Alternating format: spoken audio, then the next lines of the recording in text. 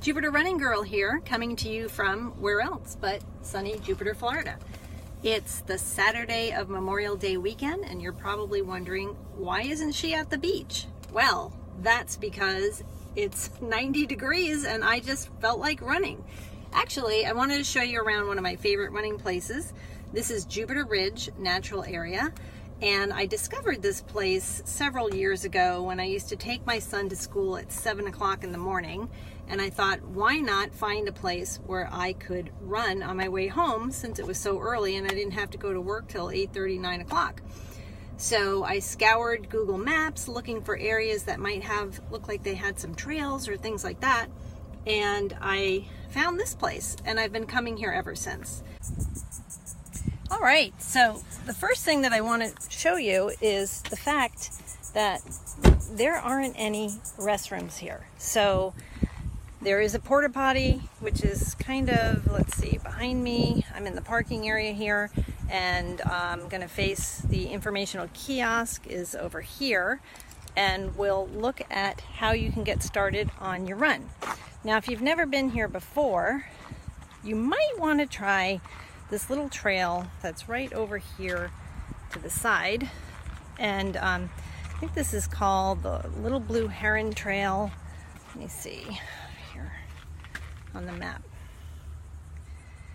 It's called the Paw Paw Hiking Trail. It's only 0.6 of a mile, and what you would want to do is start here on this little concrete path that's behind me. You can go all the way down to basically the Intercoastal Waterway, the water, and then you go around to the right, and then you go all the way around, and you'll come back right over here in this area here. And that's just a little bit more than 0.5 mile. And that's a nice way to kind of get started.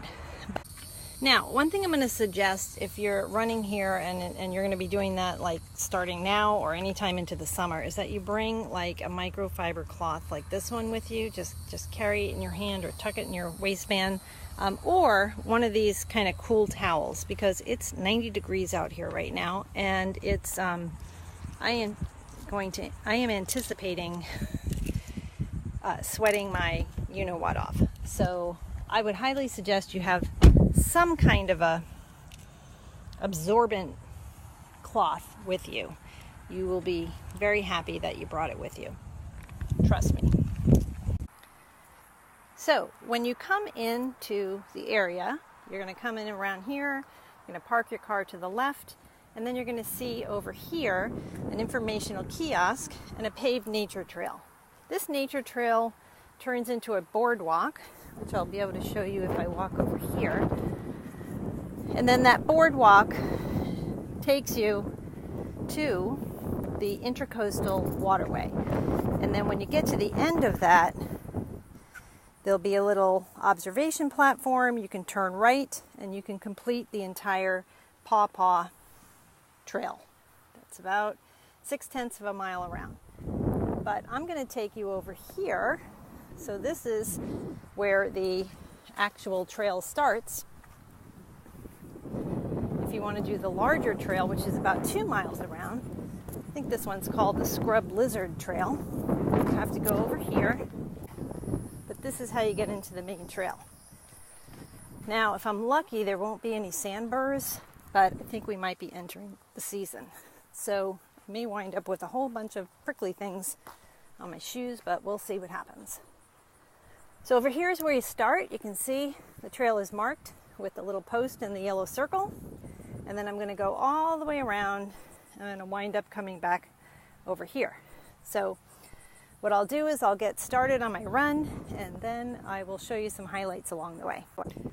So this is what the beginning part of the trail looks like. I've already run, 1 or 2 of a mile. You can see the sand is pretty deep, and but fortunately, it's pretty firm. Now you see some power lines there. The route I'm going to take is the route that's marked. And you're going to see that there is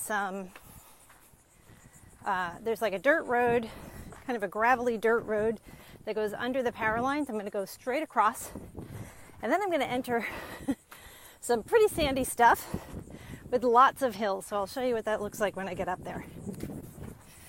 So here's where you're going to cross the power lines. Look both ways before you cross the street. Might be other runners coming by. And off we go. Well, I gotta say, sorry about the wind, but I'm really enjoying this today because the sand is really firm. It's awesome. Alright, so I'm coming up to my first hill. Doesn't look like much, but when I get around that bend there, it's going to go up even higher. So it's a pretty challenging hill.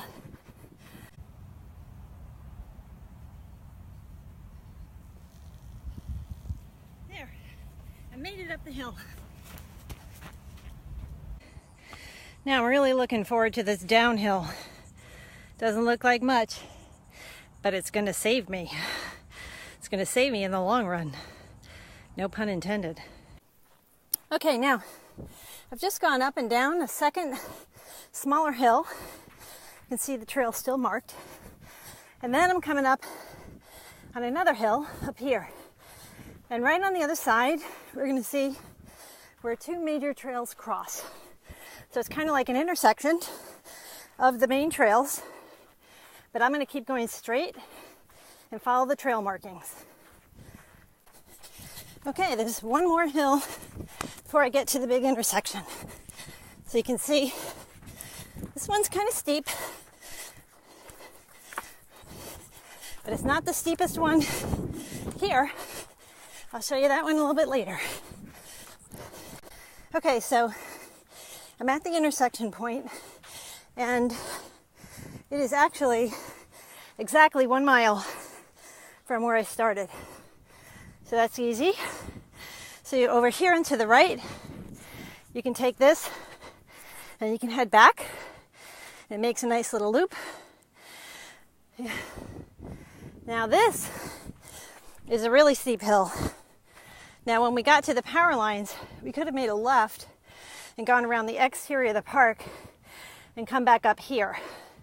That gives you two huge hills.